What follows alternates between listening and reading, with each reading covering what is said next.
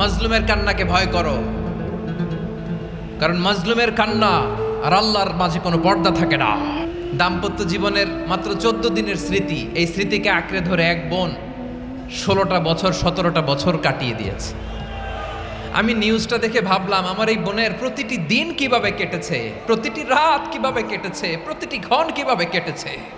বিশ্বনবী বলেছেন, ইত্তাকি দাওয়াতাল মাজলুম ফাইন্না লাইসা বাইনাহু ওয়া বাইনাল্লাহি হিজাব। পড়ে না কি কমন পড়ছে? ইন্নাল্লাহা ইয়া'মুরু বিল আদলি ওয়াল ইহসান ওয়া ইতা'i যিল কুরবা ওয়া ইয়ানহা আনিল ফাহশাই ওয়াল মুনকারি ওয়াল বাগি ইয়া'iদুকুম লাআল্লাকুম তাযাক্কারুন। মুখস্থ আছে না সবার? আসুন আমরা এই আয়াতের সরল অর্থ, এর মর্মবাণী, এর সংক্ষিপ্ত তাফসীর সবাই মিলে আজকের এই প্রোগ্রাম থেকে উদ্ধার করার চেষ্টা করি। আপনারা মনোযোগী আছেন তো? ইনশাআল্লাহ। এই আয়াতটা অনেক কম্প্রিহেন্সিভ একটা আয়াত।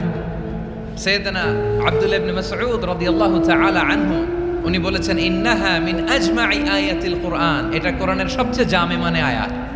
যদিও ছোট্ট আয়াত, অল্প কিছু কথামালা, কিন্তু তিনি বলতেন এটা কোরআনের সবচাইতে জামে মানে সবচেয়ে কম্প্রিহেন্সিভ একটা আয়াত, যেখানে কথা কম, শব্দ কম, কিন্তু এটার দোতনা, এটার আবেদন, এটার মিনিং অনেক বেশি। সুবহানাল্লাহ।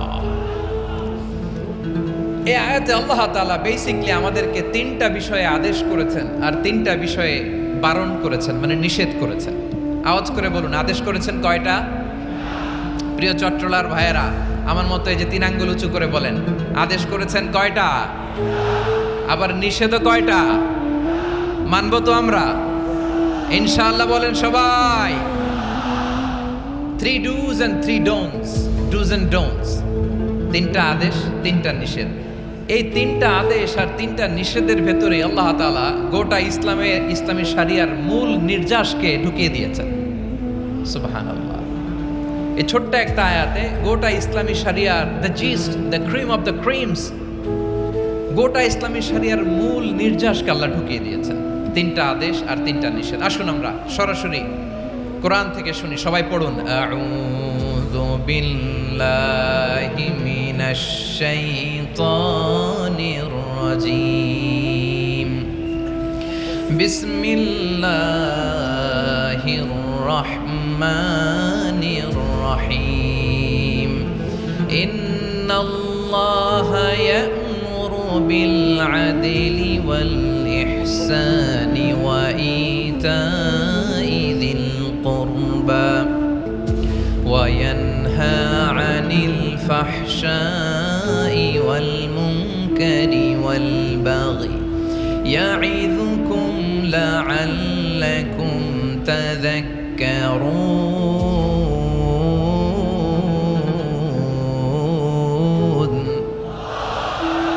আল্লাহ তাআলা ইরশাদ করছেন, ইন্নাল্লাহা ইয়া'মুরু বিল আদলি ওয়াল ইহসান। নিশ্চয় আল্লাহ তাআলা তোমাদেরকে ন্যায় বিচারের আদেশ দেন, সদাচরণের আদেশ দেন, নিকটাত্মীয়দেরকে দানের আদেশ দেন।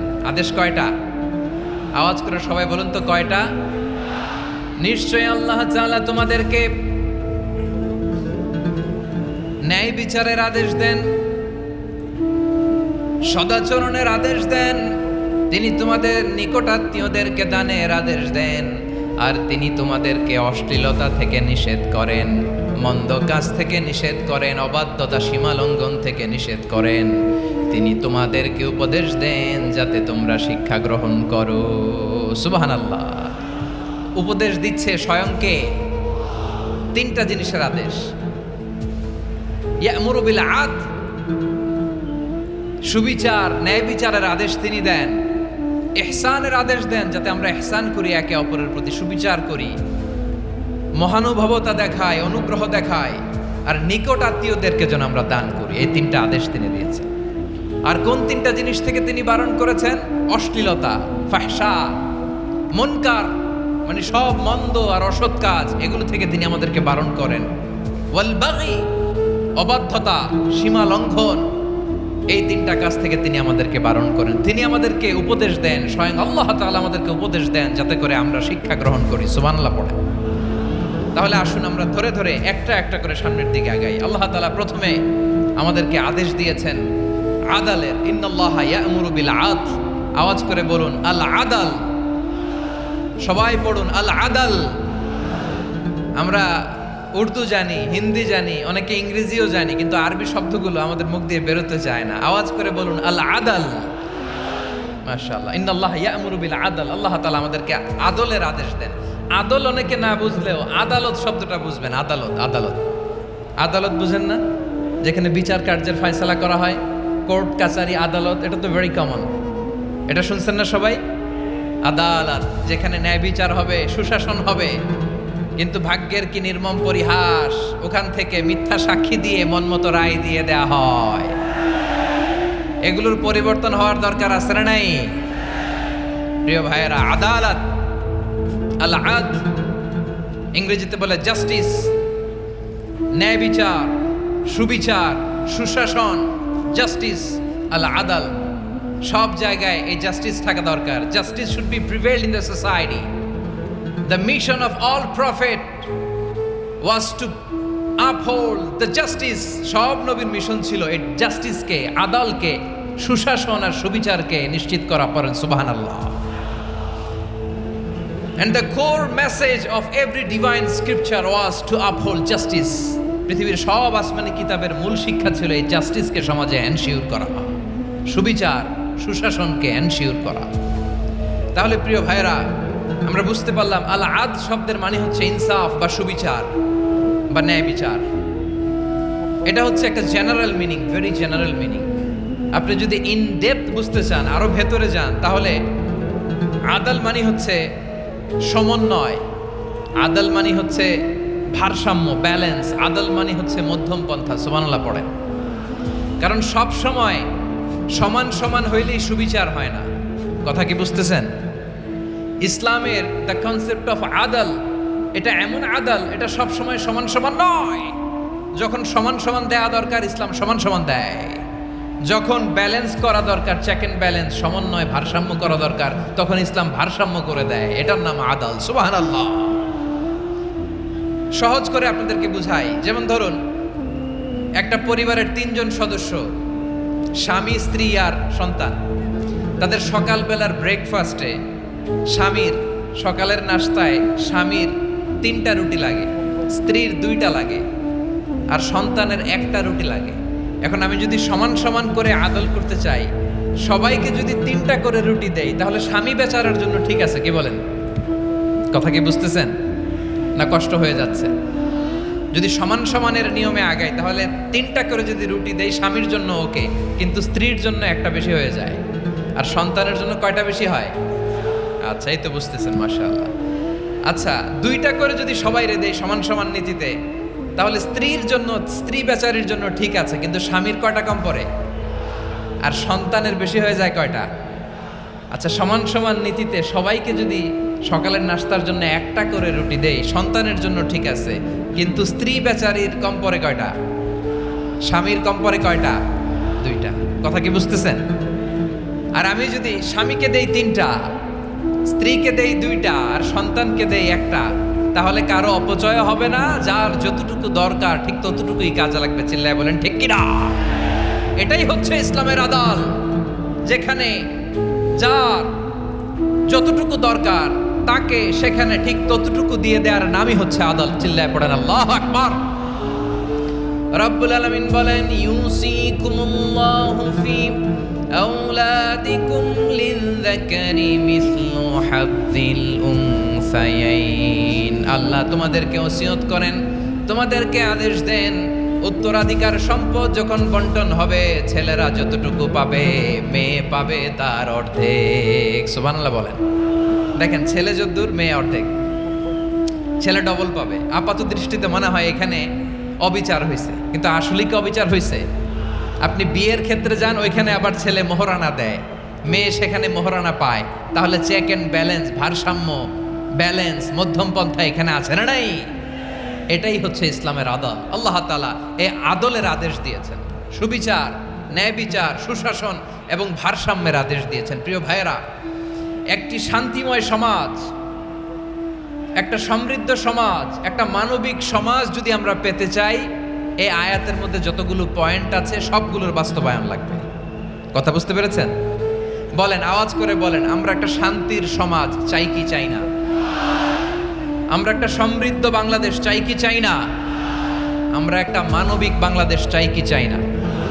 এই আয়াতে আল্লাহ তাআলা একটা মানবিক সমাজের রূপরেখা টেনেছেন। তার প্রথম কথা হচ্ছে ইন্নাল্লাহা ইয়ামুরু বিল আদল। আল্লাহ তাআলা তোমাদেরকে আদলের নির্দেশনা দেয়, সুবিচার সুশাসনের নির্দেশনা দেয়। যে সমাজে আদল থাকে না সে সমাজে জুলুম মানুষের ঘাড়ে চেপে বসে। আদলের বিপরীত হচ্ছে জুলুম। আদলের বিপরীত কি? জুলুম বা জাওর, অত্যাচার, অবিচার, বৈষম্য। এই যে বৈষম্য বিরোধী ছাত্র আন্দোলন কমন পড়ছে? এই যে একজন সমন্বয়ক তো দেখা করলো আমার সাথে। জুলুম মানে হচ্ছে বৈষম্য। বৈষম্যের স্থান ইসলামে নাই, অবিচারের স্থান ইসলামে নাই, জুলুমের স্থান ইসলামে নাই। আল্লাহ তাআলা বলেন যে আমি জুলুমকে নিজের জন্য হারাম করেছি এবং তোমাদের জন্য হারাম করেছি। বিশ্বনবী ফরমান, আল্লাহ তাআলা বলেন হাদিসে কুদসিতে, ইয়া ইবাদি ইন্নী হারামতু যুলমা আলা নাফসি ওয়াজআলতুহু বাইনাকুম মুহাররামান ফালা তাযালামু। আমার গোলামেরা শোনো, নিশ্চয় আমি আল্লাহ তাআলা জুলুমকে আমি আমার উপরে হারাম করেছি, অনুরূপভাবে জুলুম করাকে তোমাদের উপরেও হারাম করেছি। ফলে ফালা তাযালামু, তোমরা একে অপরের সাথে জুলুম করো না। নির্দেশনাটা কার? খবরদার, জুলুমের সাথে আমাদের কোনো সম্পর্ক নাই। আল্লাহ তাআলা আদলের আদেশ দিয়েছেন, আদালতের আদেশ দিয়েছেন, সুশাসনের ন্যায় বিচারের আদেশ দিয়েছেন। ইন্নাল্লাহা ইয়ামুরু বিল আদল। আমাদেরকে আদল প্রতিষ্ঠা করতে হবে। জুলুমের সাথে ইসলামের কোনো সম্পর্ক নাই। আল্লাহ তাআলা জালিমদের জন্য কঠিন শাস্তি প্রস্তুত করে রেখেছেন। যারা এই আদলকে ভুলণ্ঠিত, কখন রাত কিচ্ছু জানে না, কখন দিন কখন রাত কিছু জানে না, বছরের পর বছর কেটে গিয়েছে। এক্সট্রা জুডিশিয়াল কিলিং এর কোনো হিসাব নাই। বিচার বহির্ভূত হত্যা, এনফোর্সড ডিসঅ্যাপিয়ারেন্স, গুম, যেটা সবচাইতে বড় মানবতা বিরোধী অপরাধ। কত মানুষ যে গুম হয়েছে তার কোনো ইয়ত্তা নাই। যেই ফ্যামিলির সদস্য গুম হয়েছে তারা কি ওই লোকটার জন্য মাগফিরাতের দোয়া করবে নাকি সুস্বাস্থ্যের দোয়া করবে তারা নিজেরাও জানতো না, কারণ জানে না ও বেঁচে আছে না মরে গেছে। আহা, বিডিআর নওজোয়ানদের যারা ছাড়া পেল দেখলাম, বিনা অপরাধে, কোনো অন্যায় ছাড়া, অপরাধ ছাড়া তাদের জীবন থেকে, তাদের তারুণ্যের, তাদের যৌবনের 15 বছর, 16 বছর, 17 বছর নাই, 6 মাস বয়সের ছোট বাচ্চাকে রেখে জেলে গেছে। 6 মাসের মেয়ে বেরোয় দেখে মেয়ের বয়স 17 বছর। মেয়ে বাবারে চিনে না, বাবা মেয়েরে চিনে না। মেয়েকে এখন বিয়ে দিয়ে আরেক ছেলের হাতে তুলে দিবে। মেয়ের শৈশব বাবা দেখে নাই, মেয়ের কৈশোর বাবা দেখে নাই, মেয়ের তারুণ্য দেখে নাই। আরেক যুবককে দেখলাম 14 বছরের 14 দিনের সংসার, 2 সপ্তাহের সংসার শেষে জেলে গেছে। কত যুবকের যে স্ত্রী চলে গিয়েছে ফ্যামিলি ছেড়ে, কারণ জানে না তো কবে আসবে, কি হবে, কেউ জানতো না। দাম্পত্য জীবনের মাত্র 14 দিনের স্মৃতি, এই স্মৃতিকে আঁকড়ে ধরে এক বোন 16টা বছর 17টা বছর কাটিয়ে দিয়েছে। আমি নিউজটা দেখে ভাবলাম আমার এই বোনের প্রতিটি দিন কিভাবে কেটেছে, প্রতিটি রাত কিভাবে কেটেছে, প্রতিটি ক্ষণ কিভাবে কেটেছে। বিশ্বনবী বলেছেন, ইত্তাকি দাওয়াতাল মাজলুম ফাইন্না লাইসা বাইনাহু ওয়া বাইনাল্লাহি হিজাব। মাজলুমের কান্নাকে ভয় করো, কারণ মাজলুমের কান্না আর আল্লাহর মাঝে কোনো পর্দা থাকে না। আমরা আর এরকম কোন জুলুম বাংলাদেশে দেখতে চাই না। জোরে বলেন ঠিক কিনা? আর কেউ নতুন করে জালিম হোক আপনারা চান? আবার নতুন করে কেউ ফ্যাসিস্ট হোক আপনারা চান? এক দল আরেক দলকে নিশ্চিহ্ন করার রাজনীতিতে মেতে উঠুক এটা আপনারা চান? আমরা বাংলাদেশকে আদল দিয়ে সাজাতে চাই।